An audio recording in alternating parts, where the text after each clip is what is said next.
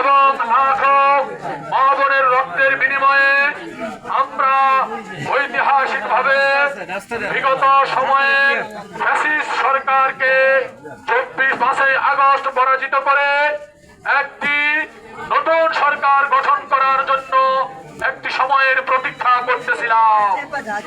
আপনারা জানেন বিগত 17 মাসে আমাদের অন্তর্বর্তীকালীন সরকার এই 12ই ফেব্রুয়ারির নির্বাচনটিকে দিয়ে তারা স্ব দায়িত্বে ফিরে যাওয়ার জন্য অপেক্ষা করতেছে। জাতির সামনে 36শে জুলাইয়ের যে অঙ্গীকার, সংস্কারের যে অঙ্গীকার, গণভোটের অঙ্গীকার, আপনারা কোথায় ভোট দিবেন? কোথায় ভোট দিবেন?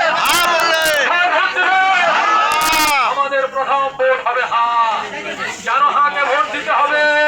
পূর্বের সকল স্বৈরাচারী যে বন্দোবস্ত, ফ্যাসিস্ট হওয়ার জন্য যে বন্দোবস্ত, সকল বন্দোবস্তকে আমরা দূর করে